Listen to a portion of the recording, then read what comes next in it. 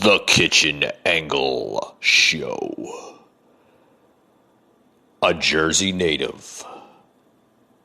Home of everything and anything. Your host, Mike.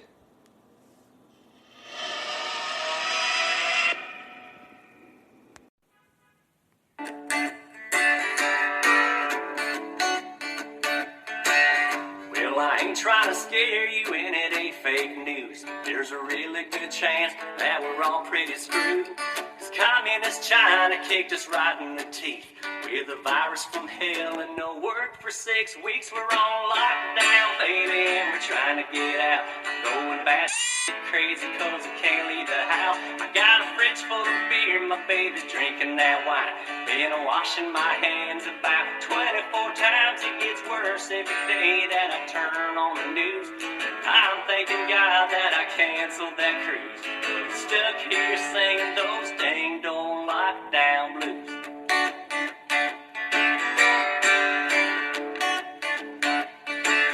Well, it all seemed harmless for a couple of days. Then it all got real when it got Tom Hanks. Now we can't shake hands and we can't even sneeze, cause everyone will freak out and put us in quarantine. We're on lockdown, baby, and we're trying to get out.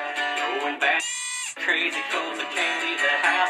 Got a cooler of beer, my baby's drinking that wine. Been washing my hands about 24 times. It gets worse every day that I turn on the news. I'm thanking God that I canceled that cruise. I'm stuck here singing those dang old lockdown blues. Gets worse every day I turn on my TV. And I'm thanking God I stocked up on TP. But I'm stuck here singing those dang old lockdown blues. Alrighty, guys. Welcome to the show. Welcome to the Kitchen Angle. Got a lot to talk about today. Hope everyone enjoyed that little song.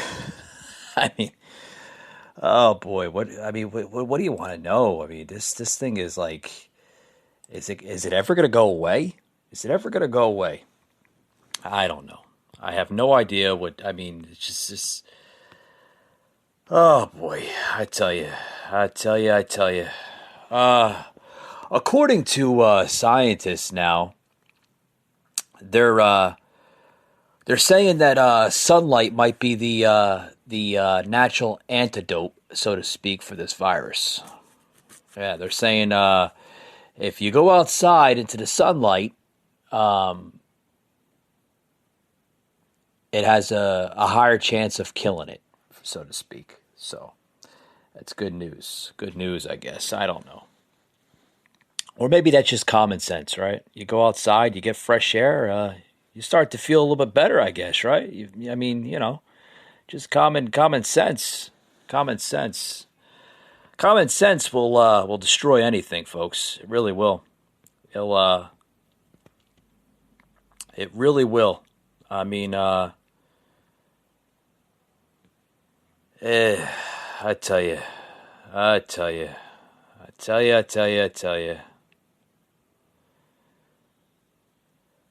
But in other news, I'm going to talk about Costco and Walmart and Target on why they should not stop selling non-essentials. A very interesting article, guys. Very interesting article.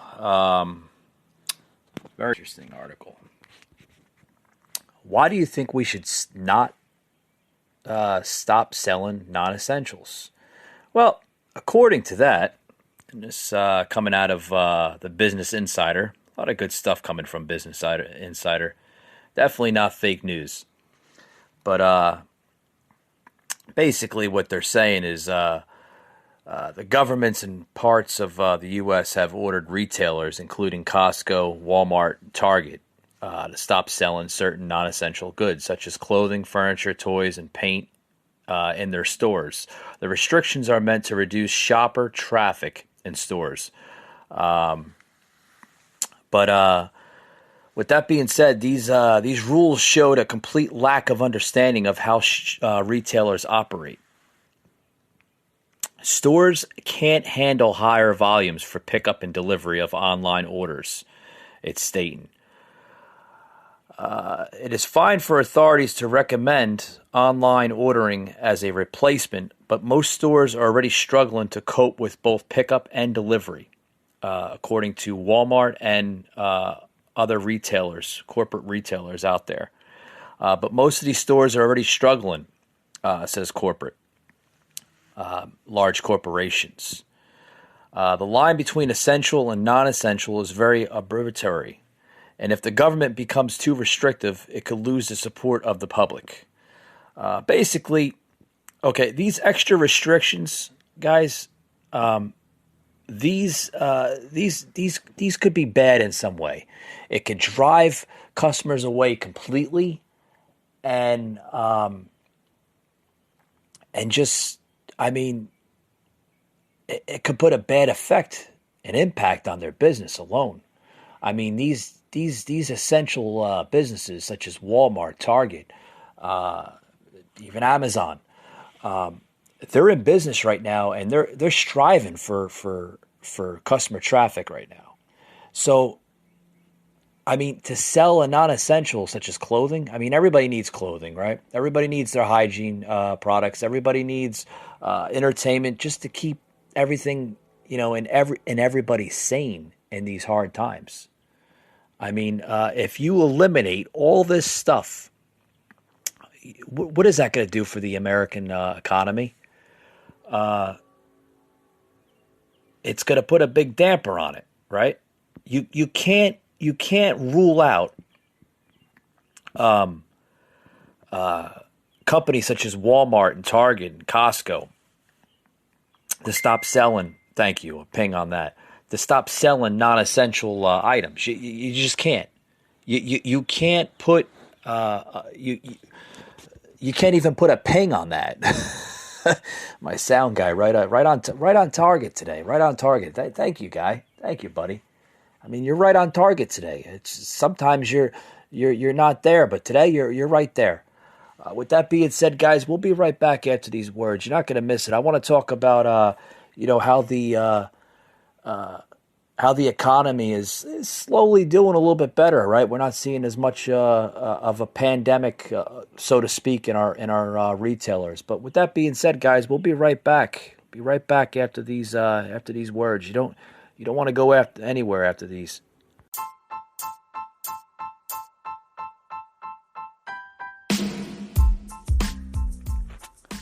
Hey guys, if you're out there trying to look for a new product, a natural product, you want to get off the strong medications, the strong everything in this crazy world today we live in. Look no further than HempWorks. HempWorks, what is it? Guys, it's a natural supplement. It's healthy for your body. It's through the natural blend of marijuana, but basically. It's crazy to say that, but HempWorks is actually legal, folks. You can buy it in stores, online stores, everywhere. Basically what it is an oil type of formula that you can basically spread all over your body. I'm telling you what, folks, this stuff works like wonders. It really does. It's a tremendous product. And I'm telling you what, I use it myself. For things that, sometimes I go through, like headaches and just everyday stress levels, you apply it on your forehead, boom. God, it's like a miracle. I call it the miracle pill, so to speak, but it's oil based. And I tell you what, guys, that headache goes away within minutes. Try HempWorks. Just log on to HempWorks.com. You can Google it, HempWorks, HEMPWORX. Make sure you put the X at the end. So it's HempWorks. Google that right now, guys. I'm telling you what, there's, so many different products on their page that you can, you can scroll through, look at it, see if it's the right product for you first. And I'm telling you what, guys, this product, you're going to love it. They stand by their money too. So, Google HempWorks today, guys. You'll love it.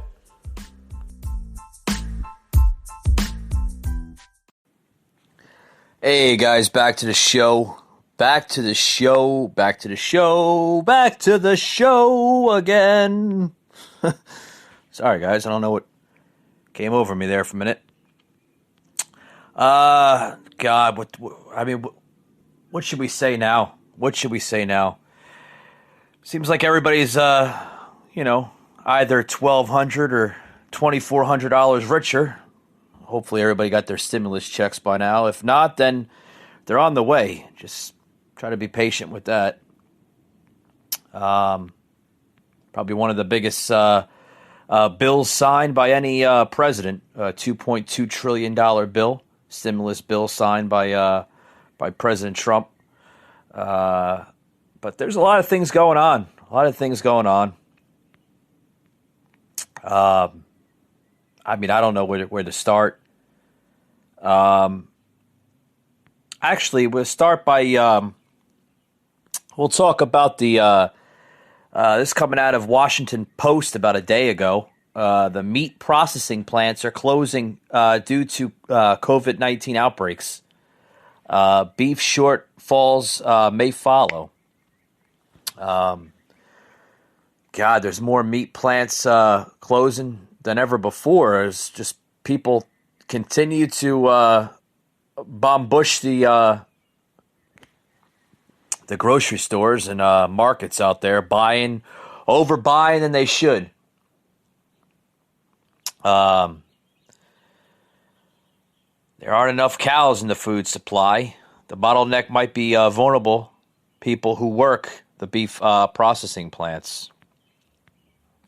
Boy. Basically, the reason for this, folks, is the coronavirus has sickened workers and forced slowdowns and closures of some of the country's biggest meat processing plants, reducing production by as much as 25%. An industry official says probably the largest percent in quite some time.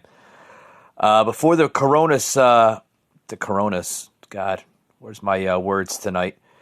Before the coronavirus hit, about 660,000 beef cattle were being processed each week at plants across the United States.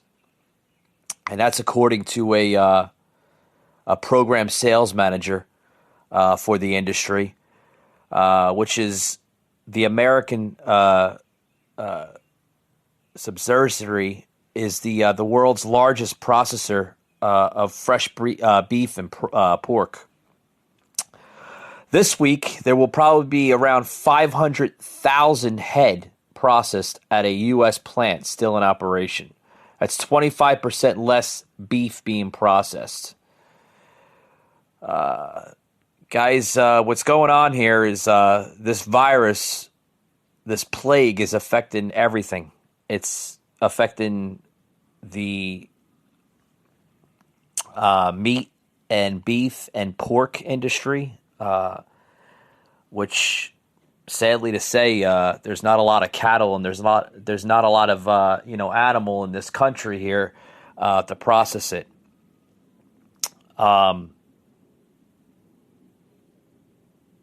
The first plant was closed at a Sutterton, Pennsylvania beef plant on April 7th, and then shuttered its Greenlee, Colorado beef facility after at least 50 of its 6,000 plant employees tested positive, which all have been urged to self-quarantine. The industry says we have enough food. Here's why some store shelves are emptied anyway.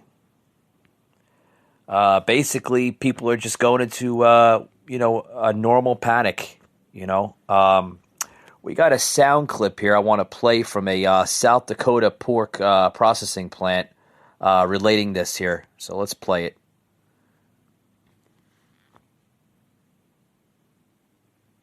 If it plays, it would be amazing, guys. These days, it's anything but business as usual. That's why working together is more important than ever. AT&T is committed to keeping you connected so you can keep your patients cared for, your customers served, your students inspired, and your employees closer than ever. think it'd be good. Our network is resilient.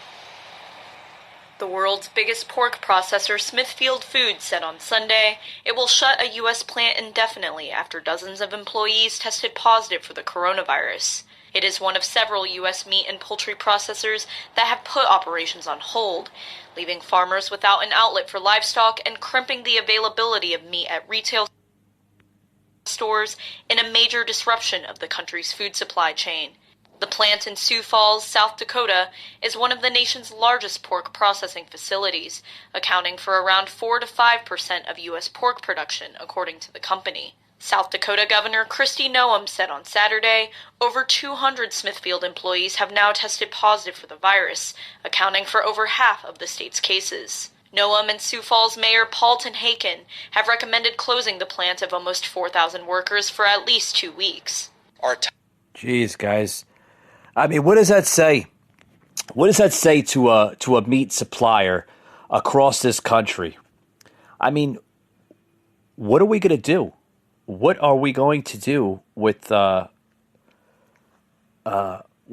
this pandemic? I have no idea. What's going to happen. Sooner or later, guys, the government's going to have to step in. Because things are going to get worse than they get better. Okay? You can't have people overbuying at grocery stores. You can't have everything emptying out on its shelves Christ, you look at toilet paper, toiletry items emptying out. Never seen it before in my life. Never seen it before. You can't have just a normalcy, the new norm, so to speak. You can't have this. You can't have people going into a panic mode and just rambushing their local supermarkets, buying everything that they can. Oh, sure. It's booming the economy. It's keeping the economy going for a little bit, but still. I mean, you can't have a country shut down like this. You can't have, like I said, people hoarding the grocery stores, okay? You can't have it, okay? Let's look back in 2019. We're on the subject here with beef, okay? Because that seems to be the hot trending thing this week of people hoarding is U.S. beef, okay? The U.S. beef sales reached an all-time high in 2019, right? With 57.7 pounds consumed per capita, okay? Before the pandemic, the National Cattlemen's Beef Association had a similar outlook for 2020. Is there a risk that we can go through another round of empty shelves? Sure. Because when you go back to the supermarkets, you could see all the beef freshly stocked, right? In the chillers or coolers, right? Give it about a couple hours throughout the day, maybe even a full day. All gone. Why is it all gone? Because people don't know what to do anymore. They don't know if they should overbuy or underbuy.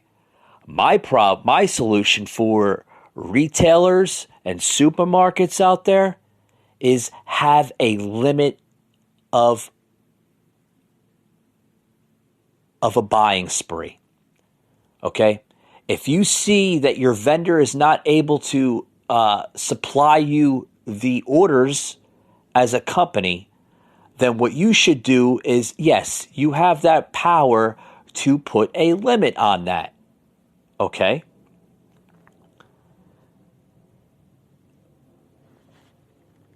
Maybe 2 or 3, that's it. I wouldn't go as far as 2 or 3 types of packages of meat per customer. Okay? Because if you don't do this, you are going to put a shortage on the meat industry in this country. Mark my words. And you will put a shortage on everything else. I was in the store the other day, and I'm slowly seeing retailers such as Walmart and Target and a few other leading supermarkets in the area now putting a limit to items such as toilet paper. Where the hell were they a few weeks ago when you couldn't even find a roll of toilet paper? Now all of a sudden, there's supermarkets slowly by slowly getting their toilet paper in. Why? Because they had a whole bunch of people hoarding this crap for the last few weeks. And the vendors are slowly by slowly trying to keep up with their orders through other corporations that are ordering their product. Folks, you can't have that. Okay? Yes. You can only sell so much at a lower cost before you lose money. So what do, guys? You freeze it. Okay? Exactly. That's what needs to be done. That's what needs to be done. Okay? The companies that feed America brace for labor shortages and worry about restocking stores as coronavirus pandemic intensifies. Okay, that's what's going on. That's what's going on. But with that being said, guys, for those who's just joining in, we're talking about a lot of different things on today's show. A lot of different things. It's just people have to stop going into a panic mode and live life as it's supposed to be lived. No, this is not going to be the new norm. This is not going to be forever. It's going to go away. Just got to be patient. Guys, we'll be right back after these words.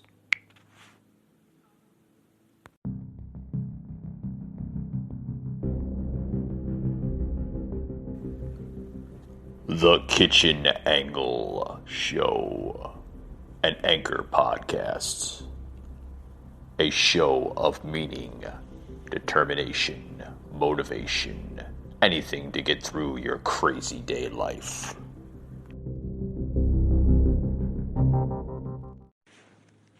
Hey guys, back to the show. I'm not going to talk about the whole saga of grocery shopping and what's going on here, and plain and simple, guys.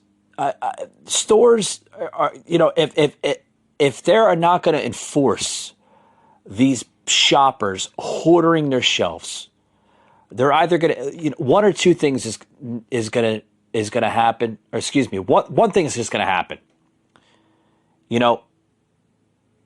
They're going to lose control of the shopping industry, okay? And that's that. What needs to be done is every state across this country has a National Guard, okay?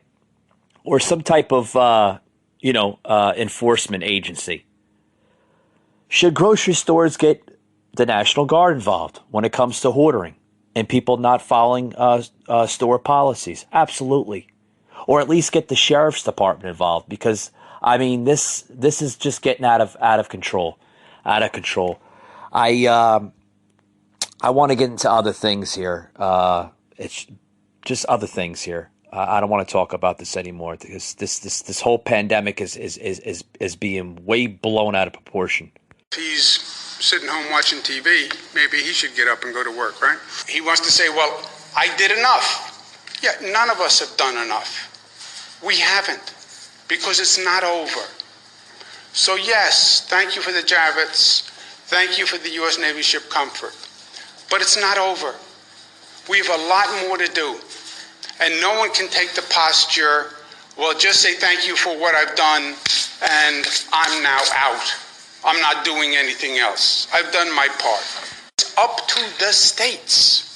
It's up to the governors, which is what it always was, because it's always been the governor's power. And then he says, there's a 50-piece puzzle. No. That's called the map of the United States. It's not a puzzle. And those lines are called states. And those states have constitutional power. So, introduction to constitutional theory and policy. The states have the power to open. The states are opening on their own timelines. We're trying to coordinate with our neighboring states. Western states are coordinating. Middle states are coordinating. All he's doing is walking in front of the parade. But he has nothing to do with the timing of the parade, right? The governors are going to open when they think they should open. All I'm saying is there's two things they need help from. They need help from the federal government. Two things. Help on testing, because states can't do that. And I don't want to redo the mayhem of the PPE debacle. Second point, we need funding to do it. All right, guys, I'm going to stop it right. I don't want to hear this crap. First of all, this is Cuomo, Governor Cuomo of, Oh boy, I don't want to hear it. I don't want to hear. He's complaining that the president's not doing enough. Funding and helping states and governors and mayors and stuff like that across this great land. And then he's talking about Trump walking in front of the parade. First of all, let me say something right now. If it wasn't for Trump getting involved at the right time, at the right moment, there would have been a lot more deaths in this country, okay, than there are now. I think he's doing a tremendous job, and I think this bozo clown needs to start showing appreciation, okay? Oh, the states have power. They always had the power. Let me tell you something. It's up to the damn president to make that decision, okay? It's not up to the states. It's not up to the governors. It's what the president says under his direction, not under their direction. Their direction doesn't matter. All they are to do is to govern laws and make sure that laws are being followed in their states. Okay? I'm getting tired of people want to put the blame game on President Trump. Okay? It ought to be people that need to appreciate President Trump than criticizing him. That's just my damn opinion. And you can either listen to me or you don't. Because I can care less, folks. Okay? Because I have some naysayers that will probably say, hey, Mike, you're wrong, you're this, you're that. Well, you know what? Just be glad that you're still alive, you have a roof over your head, you're putting somewhat of the best possible quality of food on the table, and things are getting done in that aspect. With that being said, guys, I hope you liked what I had to say today. I always welcome you to the show, and you can always follow me on Facebook and Twitter. Just Google search The Kitchen Angle. And with that being said, folks, thank you, and we'll see you on the next one.